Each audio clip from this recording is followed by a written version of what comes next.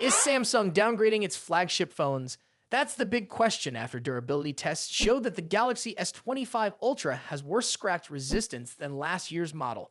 Tech fans expected Samsung to keep improving, but instead, it seems like we've taken a step back.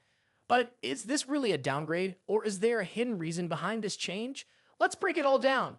The scratch test results. Every year, durability tests push new smartphones to their limits. A key part of these tests is scratch resistance, where screens are tested against different levels of hardness. For most flagship phones, scratches start appearing at level 6 and become more noticeable at level 7. But last year, Galaxy S24 Ultra stood out. It resisted scratches until level 7, making it one of the toughest smartphone screens Samsung has ever made. So, naturally, expectations were high for the Galaxy S25 Ultra. But when the new test came in, it showed the same scratch resistance as older models, starting to scratch at level 6 again. This has left some people feeling disappointed. Why did Samsung do this? At first glance, this seems like a step backward, but Samsung likely made this change for a very good reason: fragility. Here's the thing, when glass is made harder to resist scratches, it also becomes more likely to shatter when dropped. A softer glass, on the other hand, may scratch more easily, but is less likely to break on impact. Samsung might have looked at repair data and realized that more people were dropping their phones than getting their screens scratched. And since most users apply a screen protector anyway, the higher scratch resistance wasn't as useful as they thought. The bigger picture. This year, Samsung focused heavily on AI features rather than big hardware upgrades. So, if you are hoping for major improvements in durability, the S25 Ultra might not be the upgrade for you. But if you care more about drop protection than scratch resistance, this change could actually work in your favor. What do you think? Would you rather have a phone that resists scratches or one that's harder to break? Let us know in the comments, and don't forget to like and subscribe for more updates on the latest tech. Have you ever been stuck outside trying to check your phone only to realize the screen is so dim you can barely see a thing? And then you notice your battery just hit 5%. If you've been using Samsung Galaxy phones for a while, you know exactly what I'm talking about. For years, Galaxy users have dealt with this frustrating issue. The moment your battery drops below 5%, the screen dims drastically. It's supposed to save power, but let's be honest, it mostly just makes using your phone a nightmare, especially in bright sunlight. You're left squinting, blindly dragging the brightness slider, hoping to bring your screen back to life. Well, Samsung has finally listened. With One UI 7, this problem is finally being fixed. The latest update, based on Android 15, introduces a new setting that gives you control over this automatic dimming. It's called Auto Dim Screen, and it can be found in the settings menu under battery. Simply turn it off, and your screen will stay at your preferred brightness, even when your battery is running low. This might seem like a small change, but it's one that could make a huge difference in daily use. No more struggling to read messages or navigate your phone when your battery is low. It's the kind of improvement that makes a phone feel more user-friendly, giving you more control instead of forcing you to deal with the built-in limitation. Right now, One UI 7 is available on the Galaxy S25 and Galaxy S24 series. But if you have another Samsung flagship device, you will have to wait long. A wider rollout is expected to begin in February, bringing this and other upgrades to more users. This is just one of many refinements Samsung is making with One UI 7, proving that sometimes it's the little things that matter most. Have you ever been frustrated by your phone dimming at low battery? Let us know in the comments. If you found this update useful, don't forget to like this video and subscribe to our channel for more tech updates. Could Apple's iPhone SE 4 hit it out of the park, or is it more of a swing and miss? Apple's gearing up for its big iPhone release of 2025, and no, it's not the iPhone 17 series, though that's certainly something we're all expecting. And while many are eagerly anticipating Samsung's Galaxy S25 Edge, Apple's got something else in the works. It's the iPhone SE 4, a phone that's been on the minds of budget-conscious Apple fans since 2023. And it's almost here. This isn't just any regular iPhone release, it's a chance for Apple to give its more budget-conscious customers what they've been asking for: a modern iPhone SE with thin bezels, almost ready to go. Most of the key details are locked in, but there's one big question hanging in the air. To notch or not to notch? That's the million-dollar question. According to a recent update from display industry expert Ross Young, the SE 4 is likely to sport a notch similar to the iPhone 14, which has made a lot of people wonder, is this really the best choice for Apple's latest budget-friendly device?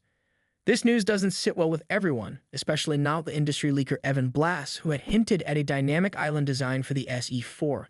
However, after Ross Young's update, Blass joked that he might need to offer refunds for his earlier prediction, confirming that the notch is here to stay. Why would Apple stick with a design that's so widely debated? Well, the answer might lie in cost-cutting measures. Apple is known for making profit-driven decisions, and while this might seem like a slight letdown to some, it was always expected to be a direction they'd take. Still, it leaves some wondering whether this is the right move for Apple in the long run. So what's the trade-off? Dynamic Island or a cheaper price? Let's be real. Apple has its reasons for keeping the price of the iPhone SE 4 in check. At the end of the day, it's all about the Apple tax.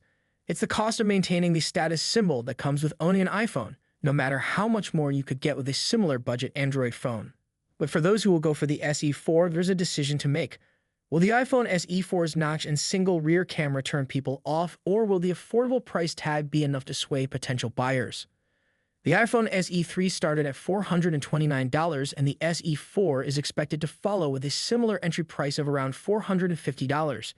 But imagine if Apple had gone all out and priced it at $500 with a dynamic island design and dual cameras. Now that would have set the tech world on fire. But at $450, it might struggle to make the same impact. Sure, some of you might say that a higher price tag for this budget phone just wasn't going to happen. But look at last year's iPhone 16 Pro and Pro Max. Those models didn't see a price increase despite their high-end specs. So it's clear Apple can afford to make a bold move when it wants to. It's just that, with the iPhone SE 4, they decided to play it safe. Let's think about this from a long-term perspective. Most buyers of budget smartphones like the iPhone SE hold on to their devices for 4 or 5 years. But owning a notched iPhone in 2029? That could feel like a relic. Apple's decision to stick with a notch might cost them in the long run, especially if customers feel they've settled for less. What do you think? Will the iPhone SE 4 find success with this design, or will it fall short of expectations? Let us know in the comments below, and if you enjoyed this video, don't forget to like and subscribe to our channel for more updates. Could AT&T be releasing the Samsung Galaxy S25 series today? That's the question many Samsung fans are asking after a surprising leak emerged just days before the official release date. We all know that February 7th, 2025 is the scheduled launch day for Samsung's highly anticipated Galaxy S25 series.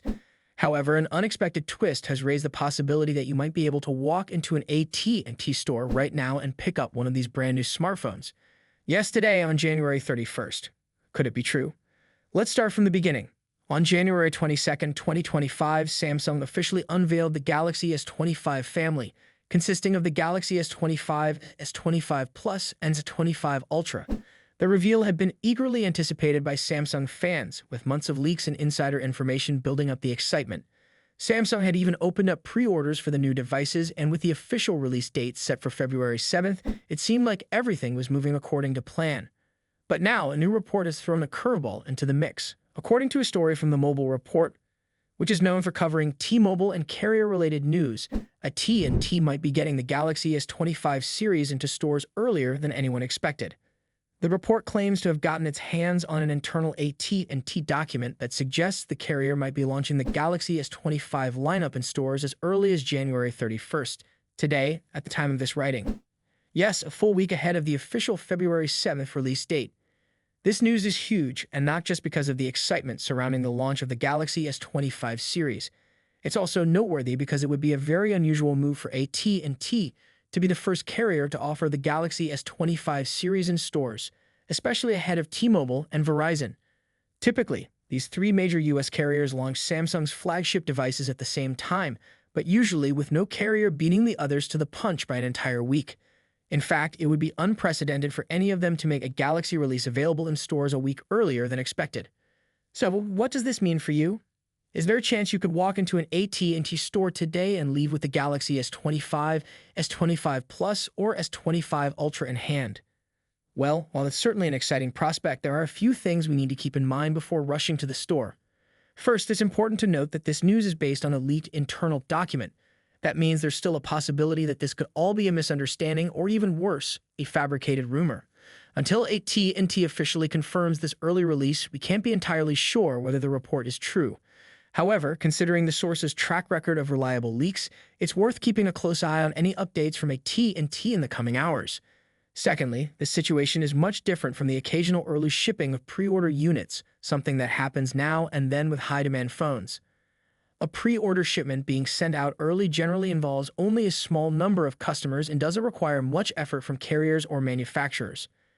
On the other hand, a full-scale early in-store launch would require careful coordination between AT&T, Samsung, and the retail locations.